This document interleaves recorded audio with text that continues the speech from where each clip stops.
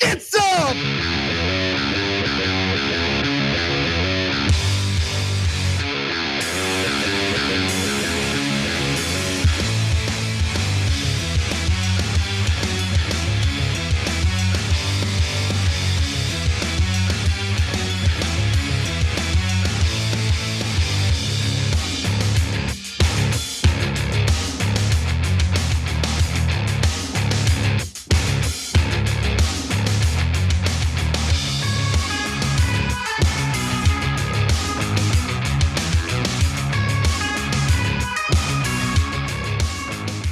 Welcome to the Young Turks. Jake Ugranik is pairing with you guys. Do we have an exciting show for you guys? Oh, of course. When do we not? When do we not? Okay, so I'm gonna get right to it. What the heck? Let's get started. What the heck? Okay, so we're gonna begin with some disastrous news, but it's the reality of this country and the people in it.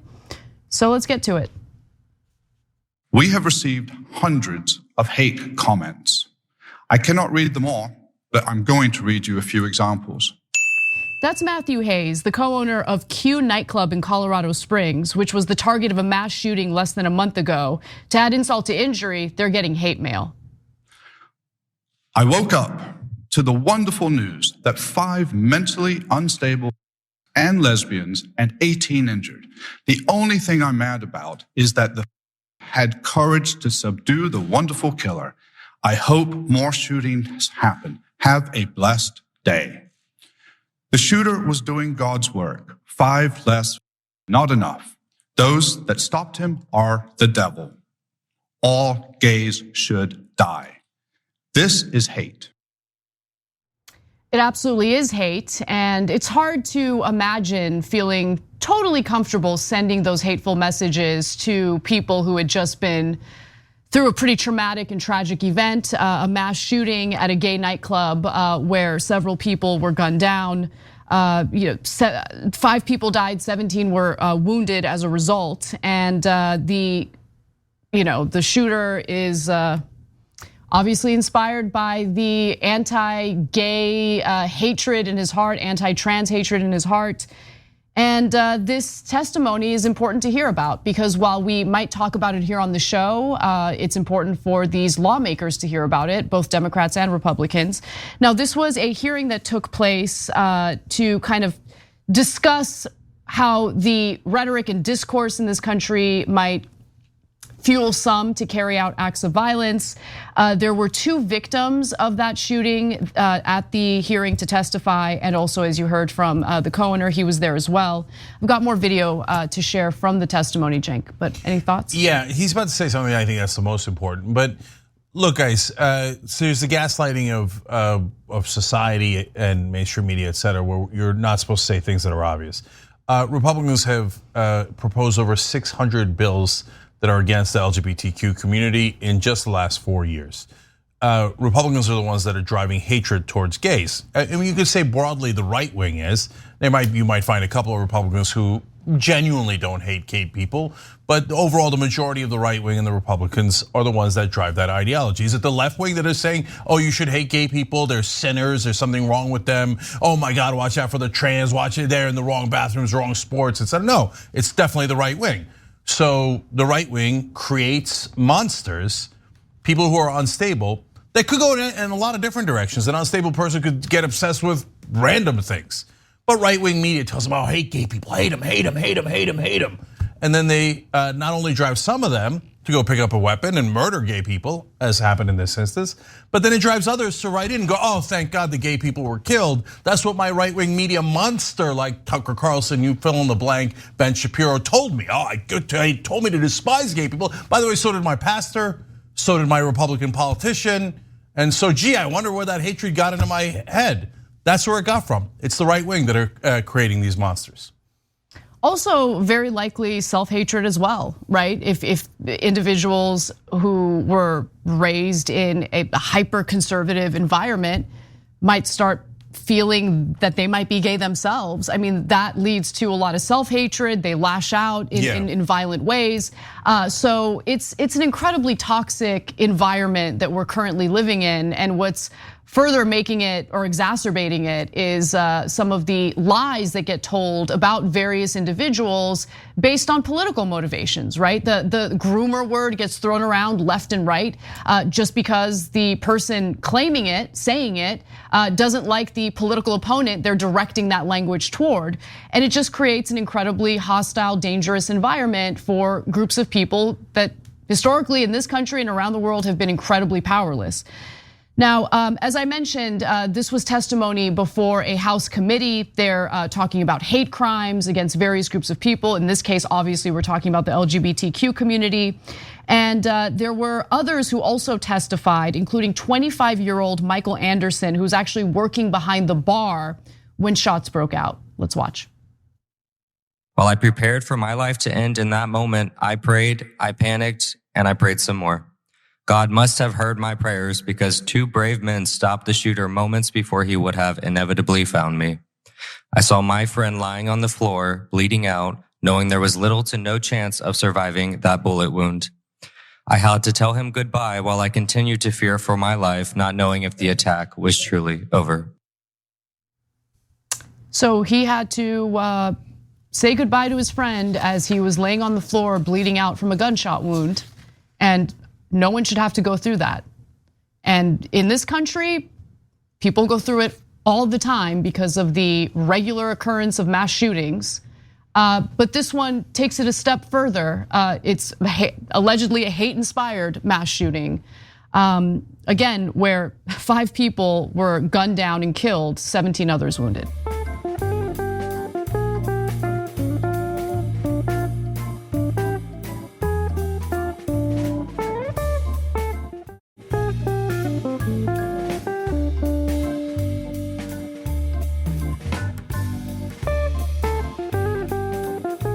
So look, we talk about the culture wars all the time. So does right-wing media, and they say that it's culture wars are super important. That Fox News is obsessed with them, et cetera. What are the culture wars?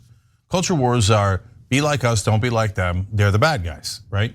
And so, and both sides do it, but how do they do it? So we tell you that they're the bad guys because they're driving hatred, and they're saying, oh, okay, somebody's born gay, you should hate them. You should hate them, and make sure that they're never mentioned in any schools, because their very existence is problematic, right? And they should be banned from this place and that place, and they should not have the same rights as others in getting married. They should just be inferior. They're inferior to us, and they should have less rights than us. That's a fact that the right wing pushes for that. They put it into bills, and they try to pass those bills, and oftentimes they do. That is a stone cold fact. So anyone lying to you about that and pretending that, oh, I can't tell, is it Democrats or Republicans? Is it right wing or left wing? They're absolute liars, and they're lying on behalf of the right wing. So we fight the culture wars, and we tell you they're immoral for an excellent reason, because they are immoral. They do drive hatred. Now, what do they say? They say, oh, no, don't worry about what that person thinks. Don't worry if that person is kind or not. Just hate them for who they are. That guy's born gay, that bartender? Well, I mean, if somebody tries to murder him, I mean, look, he made a slight mistake. You're supposed to hate the sin and not the sinner. Wink. But in reality, of course, all of the religions, along with all of right-wing media and almost all of the Republican Party tell you to hate gay people and that they're different and inferior. They're the ones that cause the goddamn hatred, and yes, definitely the shootings. So look, just quick note, I mean, not all religions and not all interpretations of religious doctrine. Not all interpretations of religions, but the fundamentalist interpretation, and it's the right-wing interpretation of every religion, does hate gay people. Okay, so now that we've moved on to the right-wing angle to this story, which I think is incredibly important, Republican congressmen decided to use this hearing as an opportunity to draw false equivalences between the right and the left in terms of their rhetoric.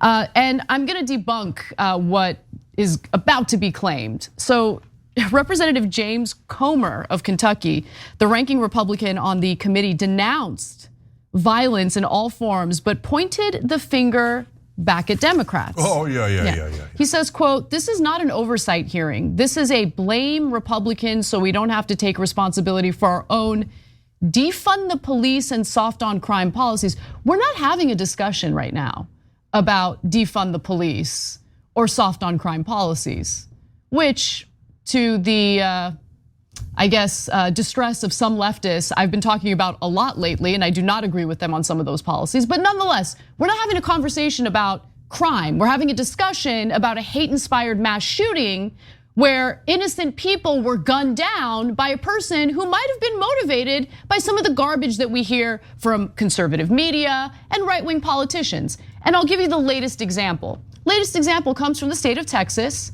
Their Attorney General, Ken Paxton, apparently wanted to make a list of individuals in the state of Texas who had changed their gender on their state-issued ID or driver's license. How do we know this?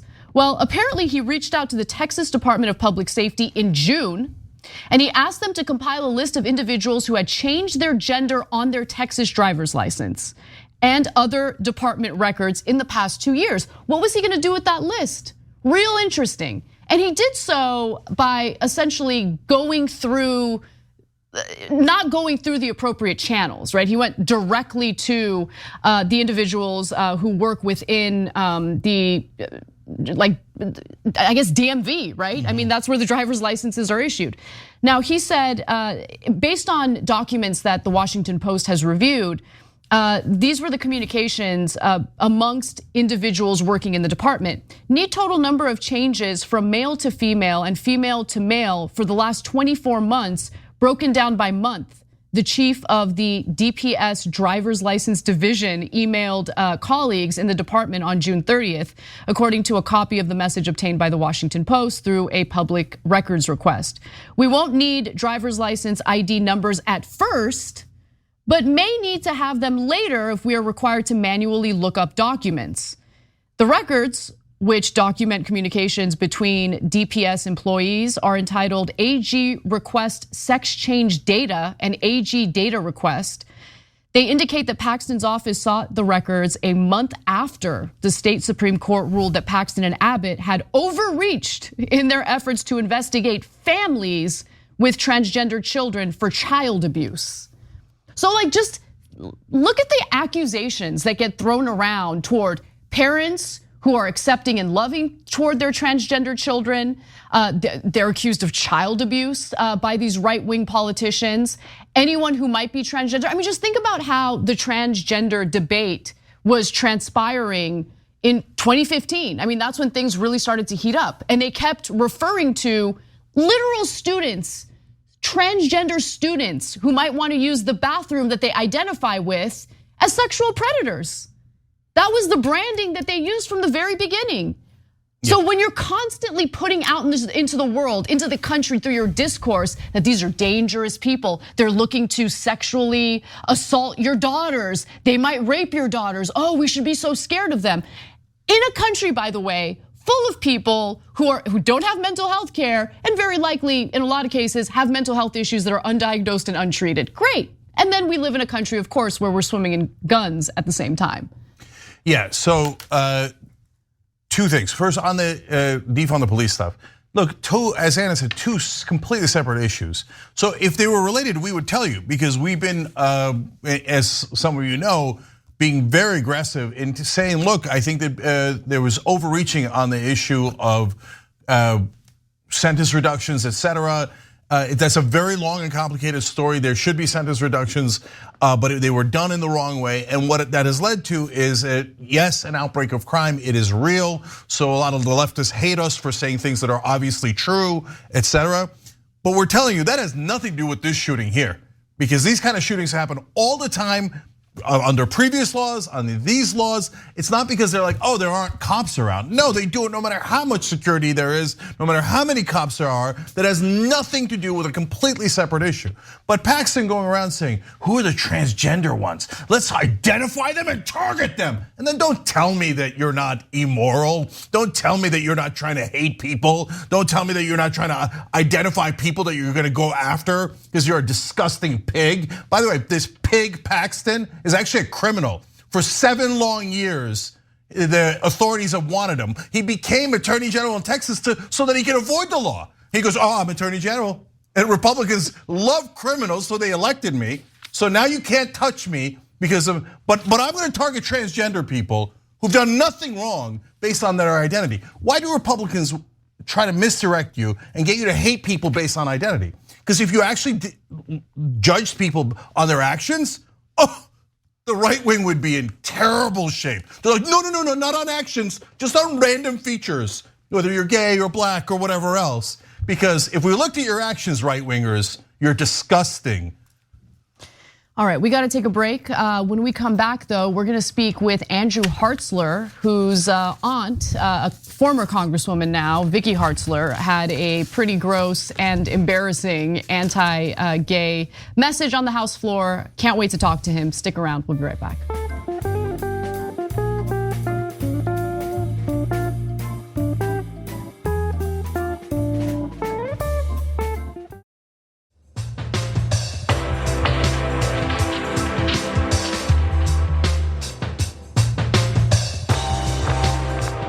Back on TYT, Jen Canano with you guys. Now we got a great interview for you guys, so let's start that story. Today, a United States Congresswoman, my Aunt Vicky, started crying because gay people like me can get married. I hope. The gentleman you just heard from is Andrew Hartzler, who is about to speak some truth about his own aunt, Representative Vicky Hartzler.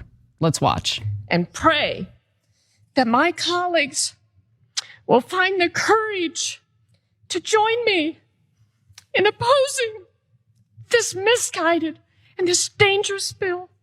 I yield back. So despite coming out to my aunt this past February, I guess she's still just as much as a homophobe.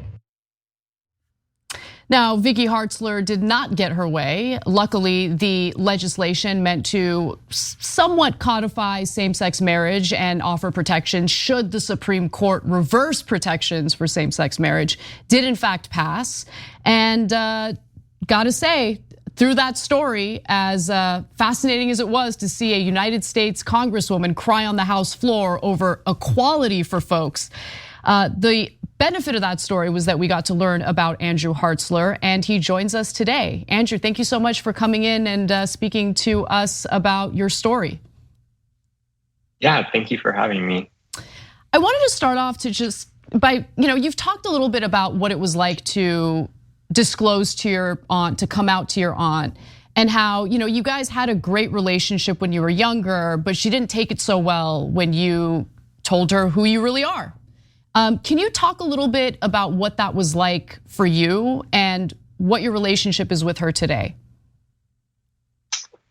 Yeah, it's always difficult when coming out to someone and they think that it's not really a big deal, that they will say they still love you, but they like to comb over the fact that they don't accept you, or that they're like, oh, that's not like what I believe, and that that's wrong, but I'll still love you. But then it's like, I don't think our relationship's going to be the same, because how can you love me if you don't accept me and you fundamentally disagree with who I am as a person? That doesn't really track. Yeah, Andrew, how was your relationship with her growing up? Was she warm, kind? Did you guys see each other all the time? How was it? Yeah, so me and my Aunt Vicky actually, we lived on the same tract of land on the same street. And in the summers, because I have a cousin that's my same age, we would go to DC with my aunt, and we would I remember me and my cousin would run around the tunnels underneath the Capitol and try to escape the summer intern that was supposed to watch us. So I spent a lot of time with her, and I had a lot of fun. But whenever I came out to her, I was met with that same message of, I love you, but I don't accept you. So it was interesting in July when the Congress first voted on the Respect for Marriage Act, the initial vote. I forget exactly what the term is on it, but I remember looking at the roll call and seeing that my aunt abstained from voting. And then she invited me to Thanksgiving dinner, which I was unable to come to because of other obligations. So I kind of had this idea that, she might be like have a different view because she abstained from voting. And then I wake up this past Thursday, a week ago today, and I see this video of her on the House floor. And I was like, wow, this is my aunt right now. This is what she thinks. And it's, yeah. It's been a week.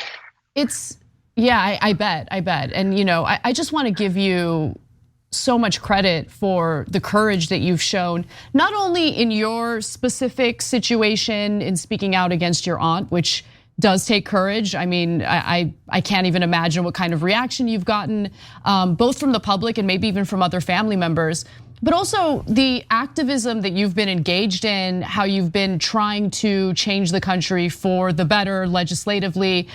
For instance, one of the things that you're working on is getting federal funding taken away from private institutions that somehow still get federal funding, even if they engage in homophobic policies, discriminative policies.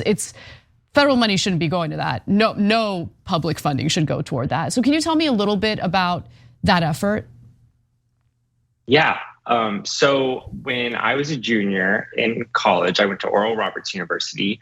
I was reported to the dean's office because I brought my boyfriend onto campus who went to another university, and I was called in with reports of of homosexual activity. And ultimately I was told that if I didn't go to these accountability meetings, then I would be expelled. And these meetings were like conversion therapy. And anyways, like I kept my head down, got through that. And then this was like right in January before COVID started in 2020. So like COVID kind of helped. And then I graduated. And then the summer after I graduated, I got involved with REAP, the Religious Exemption Accountability Project. And what they're doing is partnering with students from religious institutions across the country. And together we're in a class action lawsuit that is suing the US Department of Education, because right now, all of these religious institutions receive federal money through students who get Pell Grants, who receive FAFSA, and that's government money that's then given to the students, which is then given to the university. And for instance, during the CARES Act, like during the stimulus package that Congress passed during COVID, like the university that I went to received like several $100,000.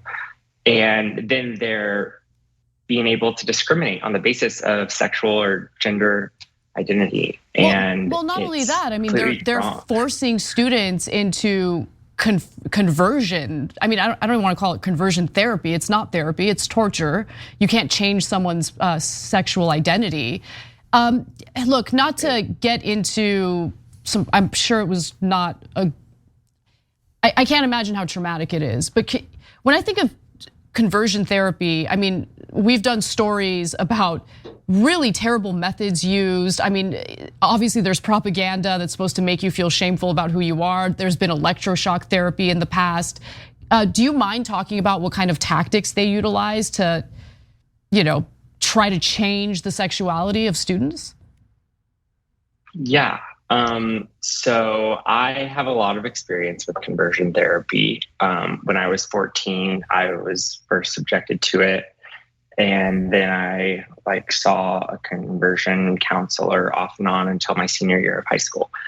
But what they do is they basically teach you to hate yourself in a way that you're required to use a large part of your brain to constantly repress and suppress like these emotions and attractions that you're feeling because you're being told that that is inherently wrong. And a big thing that they push is that the more attractions or temptations you have, that means that you're not spending enough time with God.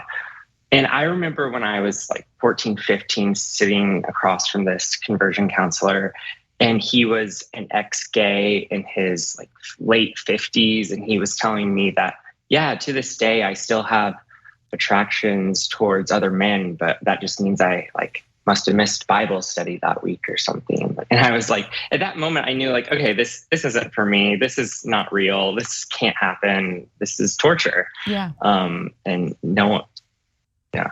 Yeah. Wow. So, Andrew, I have more questions about that.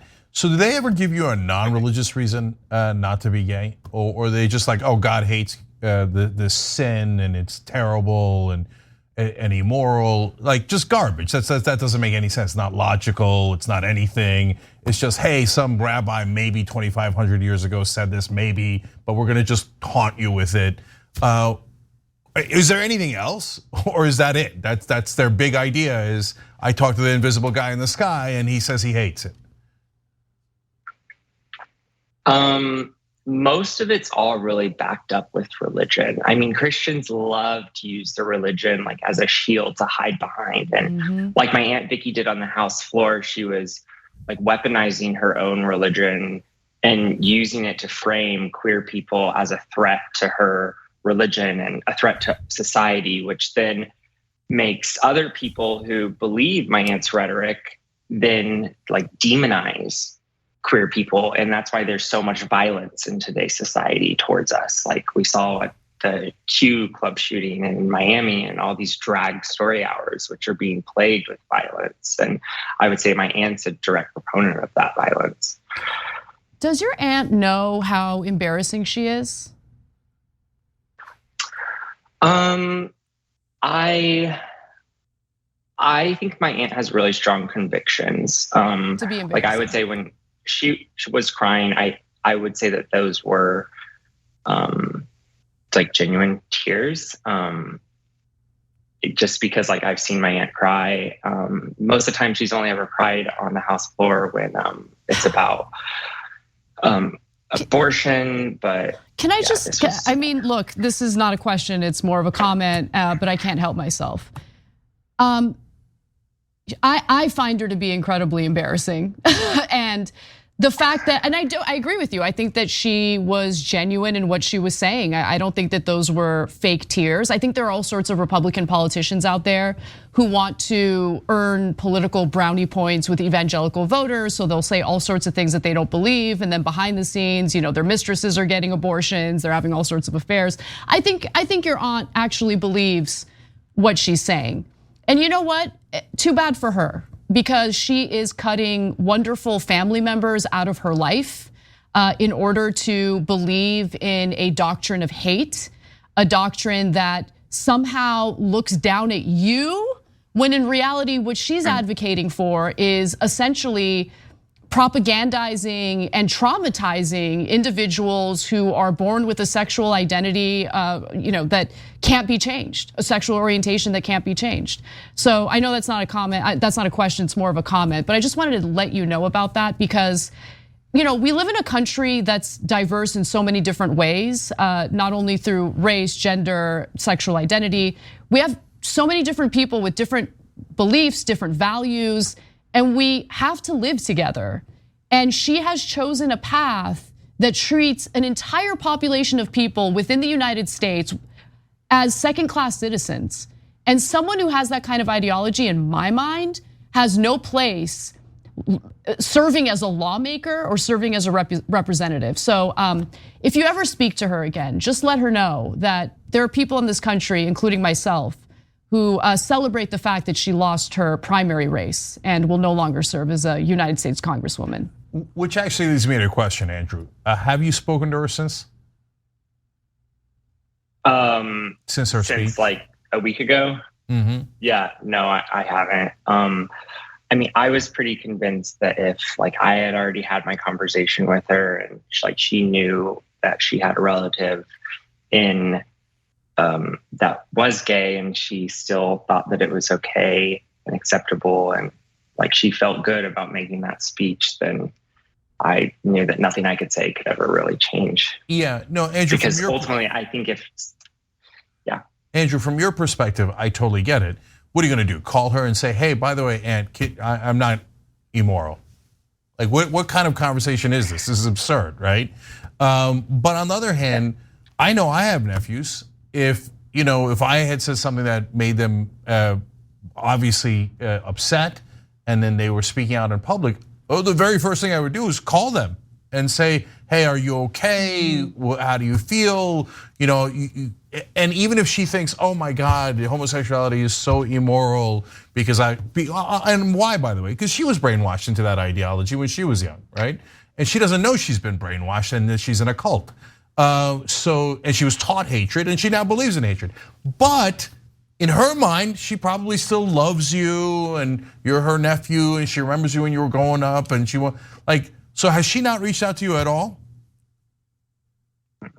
Jesus. Okay, yeah, seems like such a nice person. Yeah, I know being gay is immoral, but being terrible to your family members apparently moral. Yeah, that makes sense. Yeah, and it kind of flies in the face of hate the sin but love the sinner, because if she genuinely loved you, she would reach out and maybe reflect on how her public statements make you feel and make countless others feel, not just in this country but across the globe. And I guarantee you she's angry at you. She's like, oh, well, you wouldn't let me just hate you? Now you're going and doing public appearances talking about that I'm the bad guy, when all I was just trying to do was make sure that people like you don't have the same rights as other people because you're obviously inferior. What? I guarantee you she blames you instead of herself. But Andrew, look, I just want to end this by saying thank you for the work you're doing, because again, it goes outside of your personal life and your personal experiences. You're not just fighting for yourself, you're fighting for a community that's really under attack aggressively right now. And I just have so much respect for really anyone who's a strong fighter, and you represent that. So thank you so much for what you're doing. Keep fighting, and just know that you have friends here at TYT who have got your back anytime you need it. Thank you. Thank you so much. Thank you, Andrew. All right, well, we got a little bit of time left, so why don't we do one more story before we go to break, everyone? So, turns out that the anti-choice, anti-abortion conservatives are not satisfied with reversing Roe. They want to go further.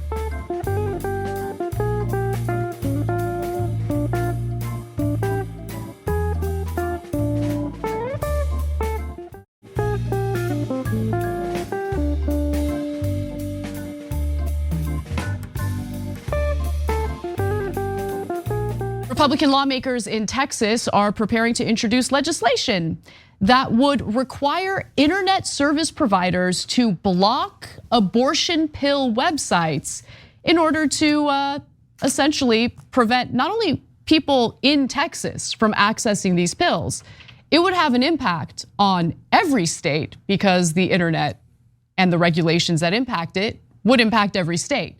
Now, first, some props to the good guys, because there are some good guys in this story, and they're not the anti-abortion conservatives.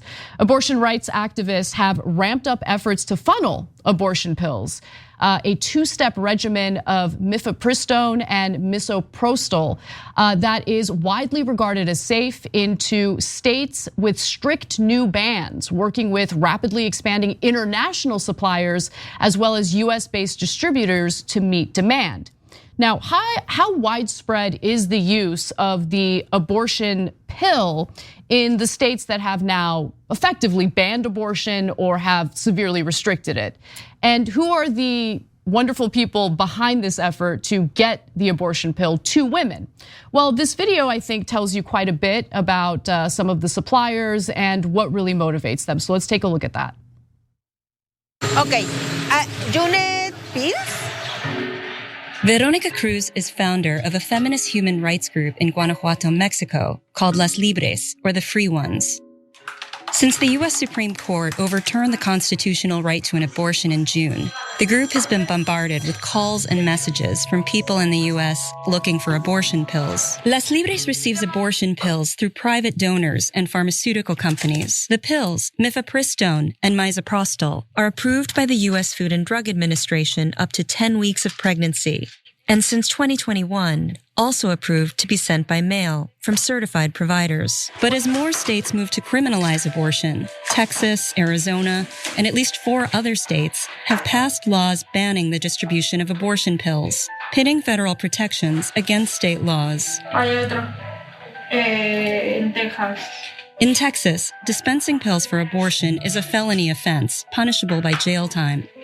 Le podemos mandar medicamento y ya le vamos dando la información virtualmente. Virtually prescribing abortion pills and supporting a woman through the procedure is now prohibited in 19 states. But they're doing it anyway. And the activists who want to maintain reproductive rights here in the United States are working with various organizations internationally to get these abortion pills to women who live in the states that have a severely restricted abortion. So one major pill supplier in Mexico estimated that her organization is on track to help terminate 20,000 pregnancies by year's end, while another Europe-based group says that after the Supreme Court decision, it received roughly 3,600 questions per month, with about 2/3 of those coming from women in states with abortion bans. So clearly, this is the workaround to the restrictions that have been implemented, but the anti-choice religious zealots are privy to what's going on. They're furious that the abortion pill bans haven't really been enforced, and they're calling on lawmakers to do more. So as a result, Texas lawmakers are drafting legislation that would compel internet providers to block people from accessing abortion pill websites like Europe-based Aid Access and other online pharmacies within state borders. Though even anti-abortion lawyers say that that effort would raise free speech concerns. But more importantly, it would have a huge impact on states that have legal abortion, because you can't just wall this off to your state. Look, it's unlikely they're gonna be able to win on this, but you never know. So it raises free speech concerns because it would take away your free speech. This is from the Republicans who are such gigantic liars that they pretend to be in favor of free speech. They pretend to be against cancel culture. They pretend to be in favor of freedom. They say that that's their biggest thing. But if you pick one word for Republicans, they say freedom, right? And they go, well, I mean, unless you're a woman, or you're these companies, or you're trying to find out information on the internet, or you do anything that we disagree with in your personal life, then we want to take away all of your freedom and say, now here's what I'm going to make you do, and here's what I'm going to make you not do, and here's how I'm going to control every part of your life and rob you of your freedom. Republicans, own it. It is an indisputable fact. You hate freedom. You don't want anybody else to have freedom. Now you're saying, blue states, by the way, we're hateful pricks and we pass these laws to control women's bodies. And we're the body snatchers, and we love it, and we're like, freedom, just kidding. Women, you are now under government tyranny. We take over your body, we use you as a vessel, okay, and then we take the baby, and good, we've got another white baby or whatever else they have, right, that they're so desirous of.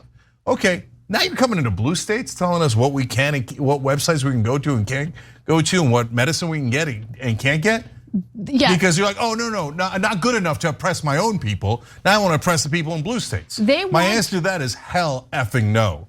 They want to pass legislation, get this, that would treat these abortion pill websites the same way that child pornography websites are treated. Yeah, absurd. Absolutely absurd. No. I mean, it's crazy. So yes, I mean, when we think about authoritarianism, when we think about a group wanting to force its ideology onto everyone, I mean, the right wing has been at it for such a long time, but it's incredible how much they twist the story and make it seem like the left is forcing its ideology on everyone. Yeah, look, all we want is for people to be left alone, okay? Respect people, we're diverse, we're different. Just leave people alone and don't treat them differently or discriminate against them based on who they are, based on their identity. That's all we're asking for. It's like literally the opposite of what they want. They want to get involved in every single intimate moment of your life. I mean, you literally have right wingers now, like Marjorie Greene. We did that story earlier this week. She's flipping out over CVS selling sex toys. What's it to you? Sit down, maybe you need to buy one. Okay, relax. Like, why are we having Republican lawmakers freak out over what adults do during their personal time? Insane.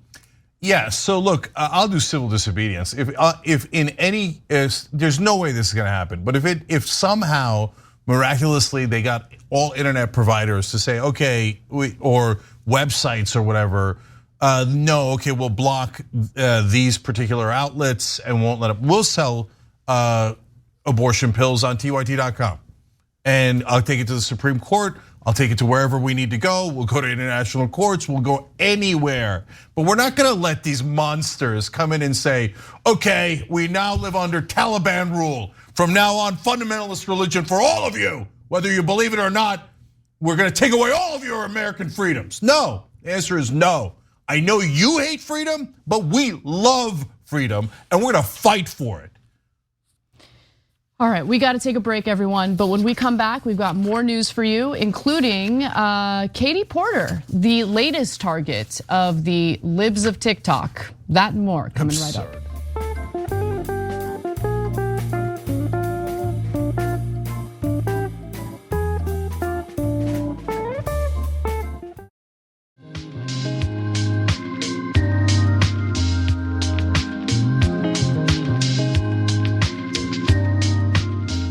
All right, back on TYT, Jen Canano with you guys. Also, the Joker and Joseph. Joker also wrote in a great comment. I'm gonna read that later. All right, Casper. Well, I just wanted to give you a reminder that our healthcare system is still severely broken.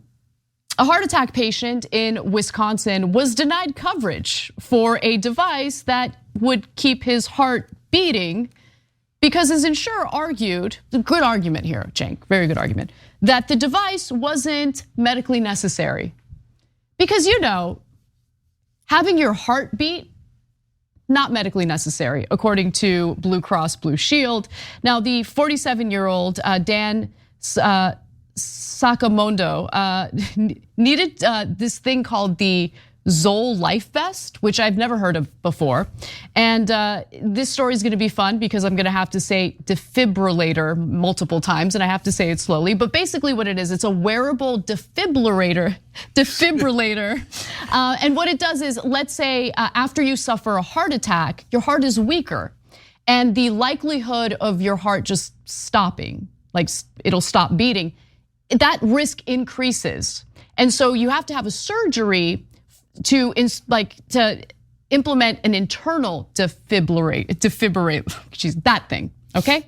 The thing that you need to get your heart to beat. So there's a surgery you do to get that to happen, but having that surgery immediately after a heart attack is risky. So to bridge that gap, people can use what's referred to as the Zoll Life Vest. However, the insurance company didn't want to cover it. And you might be wondering, well, I mean, how much could it possibly cost?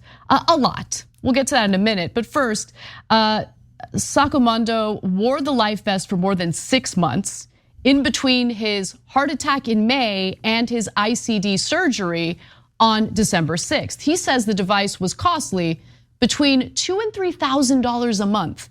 So he spent anywhere between $12,000 to $18,000 out of pocket for that life vest just to stay alive. And this is what Democrats would call the wonderful free market system of choice, right? Choice. We've got so many choices. You got a choice to die, you got a choice to live. You got so many choices. You have the choice to either die or go into debt. Lots of choices. And keep in mind, he has insurance. Blue Cross, Blue Shield, that is his insurer. Now, the press reached out to the insurer to ask, like, yo, what's up with this? He's paying his premiums, he's paying his deductibles. Why are you not covering something that he needs to survive, which means it's medically necessary?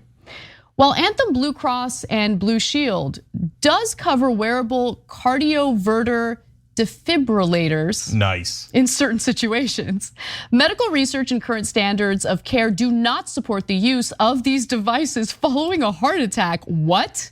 That's a lie. And they are not covered under Anthem's medical policy in cases such as this one. They also made clear that Medicare oftentimes doesn't provide coverage for it, and they are unfortunately correct about that, which is depressing to say the least, and Medicare should probably revisit that policy because it's a terrible one. But nonetheless, again, like, he needs this in case his heart stops beating before he gets the surgery he needs. And they just didn't want to provide the coverage for it. Yep. All right, so I remember the Republicans saying, oh my God, if we have government-run healthcare, there's gonna be death panels. Yeah, Chuck Grassley was one of those Republicans, actually. Remember that? Here, let's go back. This is, I think, 2009. There's some people that think it's a terrible problem that grandma's laying in the hospital bed with tubes in her. and think that there ought to be some government policy that enters into that. In the House bill, there's counseling for end of life. That's it. And from that standpoint, you have every right to fear. You shouldn't have counseling at the end of life. You ought to have counseling 20 years before you're going to die. We should not have a government program that determines you're going to pull the plug on grandma. Okay, can I just jump in real quick? Because what Republicans tried to do in attempting to defeat the Affordable Care Act, remember that's back in 2009 when the Obama administration and Democrats were trying to pass it. They tried to make Americans think that there would be a government panel that would determine whether or not you should live or die based on whatever ailment you have. First of all, that was never a provision in the Affordable Care Act. The Affordable Care Act did include a provision, which they later scrapped, that would allow for patients to talk to their doctors about end-of-life care. So, the medical establishment is aware of what an individual wants done with their care at the end of life. But for someone like Chuck Grassley and Republicans and corporate Democrats, it's far better to have a death panel consisting of private insurers who get to decide whether you live or die. Yeah, so Sarah Palin talked a lot about death panels. That's what Chuck Grassley was referring to in that clip. And back then it was a huge turning point for the Republicans. If you let the government run healthcare, they're gonna do death panels that decide whether you live or die. Well, Anthem Blue Cross clearly has a death panel. They decide, okay, no, if you need that defibrillator, you're not gonna get it, so you're on the die list, and some others might be on the live list, but they have a death panel. But when private insurance has it, and coincidentally, they then send huge checks to people like Chuck Grassley and corporate Democrats and corporate Republicans. All of a sudden, Chuck Grassley can't find a way to care about death panels. Doesn't care at all. He's like, oh, Anthem, you're making good money, profits, and you're giving me a tiny piece, a taste of that? Do the death panel, love it. Okay, just be honest. You're never gonna, but they're politicians, they're all crooks. They're never gonna be honest. Don't believe the media. The media tells you they're honorable. Chuck Grassley's a piece of dirt. He's the least honorable man I've ever met in my life. Lies to you about how the government's gonna kill you. And in fact, Social Security and Medicare are the most popular programs in this country because they work, okay? And Medicaid is intensely popular. They work, they're government programs, Medicare and Medicaid, that oftentimes save your life. Whereas, how does private insurance make money? Does anybody ever tell you this? Certainly no one in mainstream media would ever tell you this, right? Because they're all advertisers. So they make money by offering the best product and the best coverage, and they compete with one another in the free marketplace. That's the way it works, right? Oh yeah, I mean, if you listen to Anderson Cooper and Jake Tapper and people who write at the New York Times, best healthcare in the world. Oh, we're number one. Okay, absurd junk. We're actually number 37 in healthcare. Life expectancy is a disaster in this country. Now, why do we rank lower than all the Northern European countries and Japan and Canada and all of these other places? Well, because they have universal health care and we don't. We allow private corporations to profit off of medical treatment. And then you know how they profit? By you dying. And that's literal, So let me explain it real quick. Revenue is the premiums and deductibles, et cetera, that you pay. So they have an incentive to try and charge you as much as humanly possible. And the government doesn't protect you at all. So, I mean, it's so absurd. Now the good drug companies go, oh yeah, I can charge anything I want, and Medicare can't even negotiate. Well, that's not even capitalism, right? They're like, yeah, I know. I bribed all these dirty politicians like Chuck Grassley, Sarah Palin. And by the way, huge chunk of the Democratic Party, including Joe Biden, okay? Including Nancy Pelosi, including Chuck Schumer. They all got bribed, and then they go, oh, golly gee, we're not gonna negotiate drug prices with drug companies. When it comes to health insurance companies, we're gonna say, oh, did they let you die for a profit? Oh, we missed it, golly gee. So I told you about their revenue, they're driving up the prices. What's their cost? Their cost is treatment for you.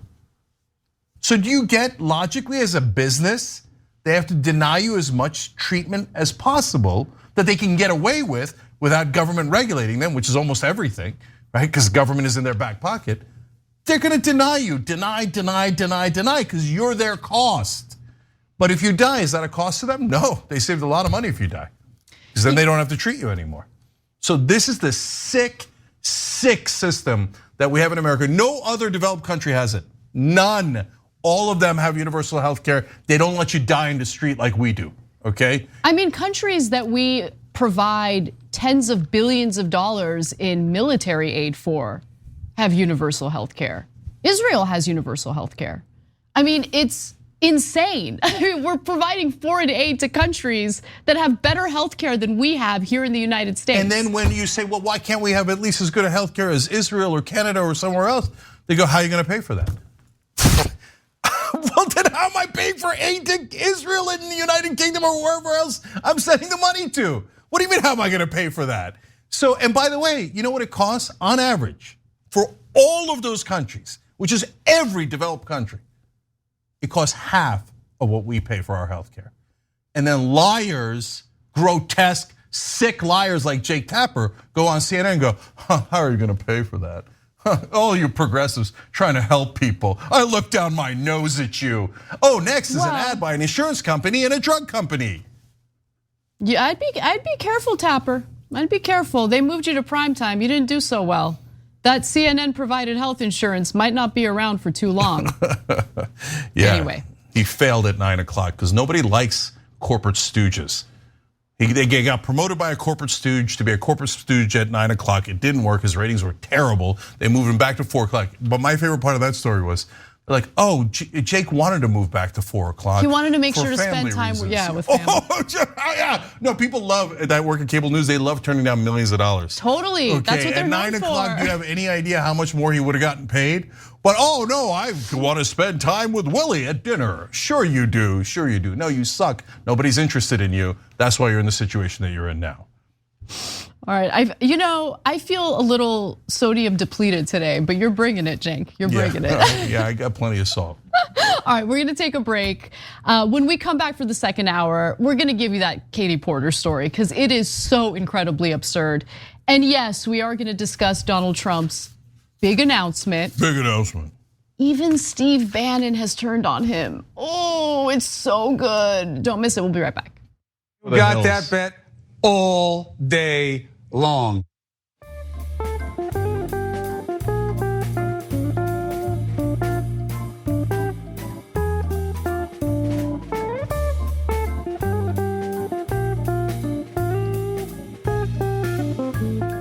Thanks for listening to the full episode of The Young Turks. Support our work, listen ad-free, access members-only bonus content, and more by subscribing to Apple Podcasts at apple.co/TYT.